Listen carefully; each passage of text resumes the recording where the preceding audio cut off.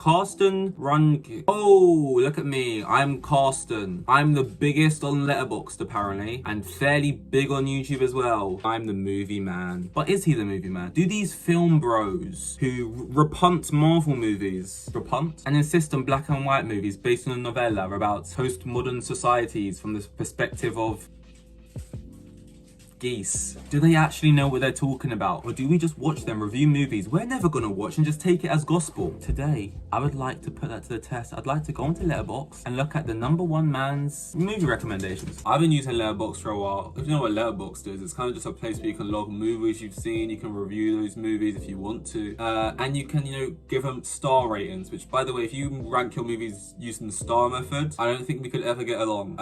1 to 10, decimal points are allowed. But I decided, you know what, I want to know about these film bros. You know how they always want to see weird shit, like for the sake of being weird, and it's like, okay, you have to force your film nerd stuff on us. We all know you really want to see the Marvel movie. And I laughed at that for a while, like, haha, those nerds who watch movies about impactful things. Losers. But then I was like, hey, okay, let's flip reverse it. So they want to watch their weird movie. I mean, the movies we watch aren't that normal. They usually contain Dwayne "The Rock" Johnson jumping off of something just impossible, or a talking raccoon and a small guy beating up a big purple ball sack in space. We're not watching completely normal things either. It's all weird. All movies are kind of weird. We sit in a dark room and we watch this story and we cry about it. Sometimes we cry. It affects us that much. So it's all weird at the end of the day if you're watching movies. You know what I mean? But Karsten, he knows his shit. But every movie he's ever, given raving reviews about, I'm always like, that's the movie I'd never want to see. But I thought, I should go through and watch a bunch of movies recommended by him. Now, that being said, on Letterboxd, he has like over 100 movies maybe listed a 5-star, which is top ranking. So it's hard to pick which ones I want to look at, because obviously I'm not going to sit there and watch every single one of them. Maybe I will one day, not today though. But I chose 5 which were in the thumbnail, so you know what they are if you look to the thumbnail. I'm going to talk about those 5, and I find it very interesting. I want to pick the brain of someone like this. Remember, I'm kind of cool, original. Got a podcast, 3 episodes out. But starting off with number 1, I think this is what he listed as his favorite movie of 2020, Kajillionaire. Kajillionaire came out in 2020 and was directed by Miranda July. 2 con artists spend 26 years training their only daughter to swindle, scam, and steal at every turn. During a desperate and hastily conceived heist, they charm a stranger into joining them, only to have their entire world turned upside down. Quirky. And that's a big word of a lot of this movie. Weirdness. Yeah, I watched this, and I have to say, a lot of the times people watch movies,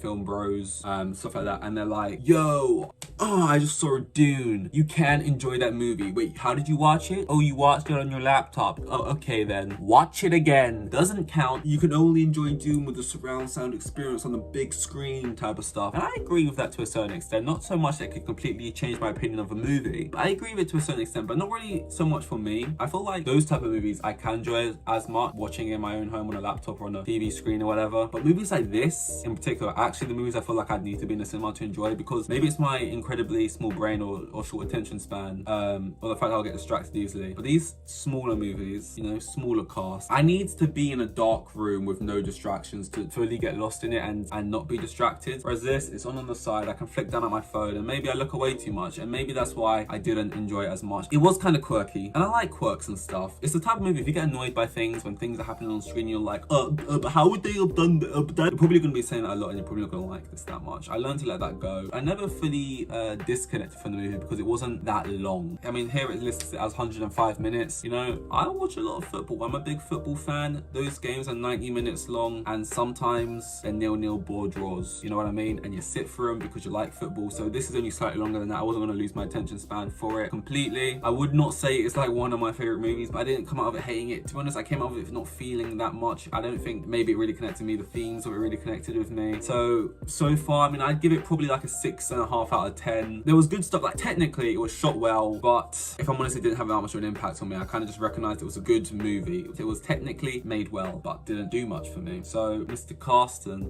I want to call him Karsten because it's just so much easier, but I can't because it's not his name, fortunately, and I don't want to get shadow banned. We're 0-1 so far from the film student himself, and he claw it back in the second round. Ladybird, a California high school student, plans to escape from her family in a small town by going to college in New York, much to the disapproval of her widely loving, deeply opinionated, and strongly willed mother. not much happens, but I quite like this movie. This movie, directed by Greta Gerwig, the lady don't miss, and she didn't miss with Ladybird. Firstly, the cast for this movie is just like scrumptious. I mean, you got Saoirse Ronan, you got Lucas Hedges, you got Timothée Chalamet. Ladybird, the character, wants to go to this uni in the city. She has this rigid, hard, difficult, but probably quite relatable relationship with her mom, where they fight a lot, but it's all love. It's a breezy movie. You go through it with ease. And as I sit here talking about, or trying to talk about the reasons why I liked Ladybird, honestly, the reason why I gotta give Ladybird so much respect, you know, I gotta give it the credit where it's deserved, is, you know, it's a movie about a daughter and a mother. And believe it or not, I am not a daughter, nor am I a mother. Yeah, I related with Ladybird, the character. I got a rate the film for doing that. Ladybird for me is a hit, and it's a great pick, for me anyway, personally. So you're 1 for 2 right now, Karsten. The next movie I'm gonna talk about, which is a choice of his, a 5-star recommendation, is La La Land. Wait, no, made a mistake there. Not La La Land, Moonlight. It's Moonlight. It's meant to be Moonlight. You see what I did there? Because when La La Land got called out and it was at the Oscars, but it was actually Moonlight. It's comedy. It's very funny. You're laughing. Yeah. Moonlight is what we're talking about, basically. The tender, heartbreaking story of a young man's struggle to find himself, told across 3 defining chapters in his life. He experiences the ecstasy, pain, and beauty of falling in love while grappling with his own sexuality. Is this movie beautiful? I would definitely agree. There's some lovely shots in this movie. Is it sad? Yes, it is sad a lot of the time, and I hate things that are sad. I don't mind sad moments. Don't get me wrong, when they kill off a character I love in a movie franchise, I love that. If they can make me feel something. I like to feel something. When Aunt May dies, I felt something. I was like, oh, Aunt May. If you had to describe the movie of Spider-Man to someone, you wouldn't say, oh, it's a sad movie. But there's a big portion, there's a big large scene where something sad happens and he mourns that for the rest of the fight and he's all sad about it, he's angry about it, but it's not a sad movie. Whereas this movie, it's just laced with sadness, too much for me to enjoy it, and that's just a personal thing. But can I just address as a stain on my jumper, a pen stain? I keep looking at it, I just want to address it because next movie. Are we you know what, I want to say we're 2 for 3 here. I still appreciate the recommendation of Moonlight, even though I didn't enjoy and love it as a movie. It's not one of my favorite movies now. I don't think it's a massive L. I still watched it and thought, wow, that's a really great movie, just maybe not a really great movie I'll be revisiting. So I think we're 2 for 3 right now. Next up, we've got Marriage Story. Where there's a love, there's a way. A stage director and an actress struggle through a grueling coast-to-coast divorce that pushes them to their personal extremes. I feel like it's such a running trend, a running theme to cry in Pixar movies. It's such a popular thing to say, oh, I was ugly crying while watching this movie.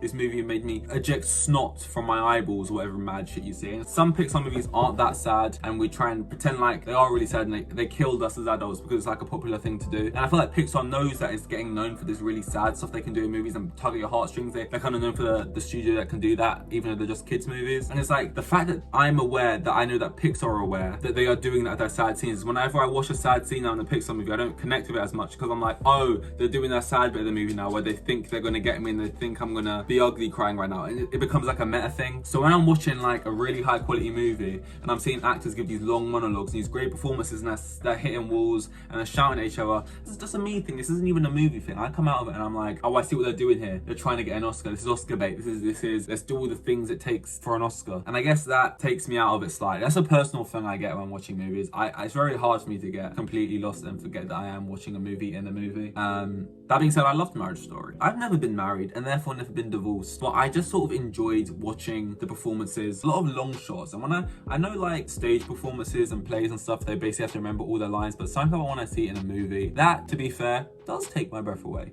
And I'm like, damn, that's hard to remember all those lines so well that you can then remember them and say them like it's just muscle memory, and then act on top of it. And I like how it's a movie about divorce, but it doesn't feel all sad. Like, it doesn't feel as sad as when I watched Moonlight. It didn't make me feel that way. Even though it was about divorce, it felt progressive for them as people, and basically it kind of felt positive, and it ends on a good note. And obviously there's certain scenes I liked in this movie, as well as the other movies, but yeah, I'll leave those unsaid. Although Adam Driver singing was a thing I liked. You know what? I don't think we'd be doing this well. I've tried to pick a diverse range of movies here.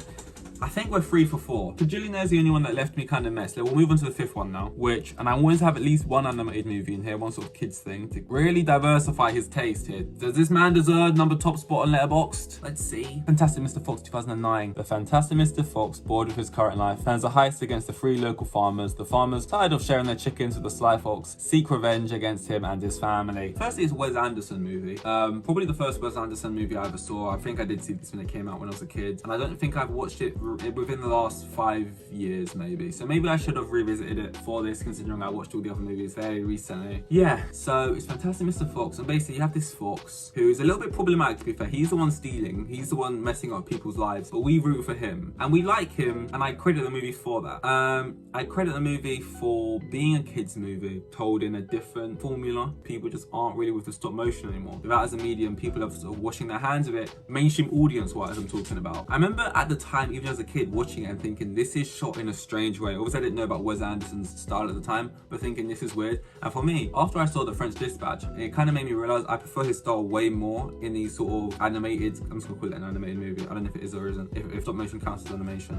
Yeah, it does, stop motion, I don't know. I much prefer his style basically in animated movies than in real life stuff. When I watched The French Dispatch, I'm not one of these people who's like, I don't really know what's going on all the time, but it's just so beautiful and I love it. Whereas in like this movie, it works a lot better for me. And to be honest, I kind of like the character of Fantastic Mr. Fox and the storyline as a whole. So I feel like, you know, the movie would have to do a lot wrong for me not to like it. I think this movie came out at the same time as Ratatouille, so great year for animated movies. Ratatouille, the GOAT though, and always will be. Here's one thing, which I know a lot of people gush over, but I'll just rehash it here as well. You know, I like the way, to be fair, that, you know, usually when you do stop motion, you've got to be very particular, because when you change shot, you're going to see any little difference made. I liked in this how they let the fur move and stuff from the thumbprints from people moving the animation. It made it feel more vibrant and added a bit more motion to the stop motion. So I'm going to say it's a hit, and I'm going to say that's 4 for 5 for me, with movies recommended by the #1 Letterboxd critic, I suppose. I was coming in this video swinging. I put my boxing gloves on and I was ready to beat him to a pulp, but I folded and the round has ended. Ding ding. And I suppose you could say I got to give him some credit here. I think he knows what he's talking about when it comes to movies. And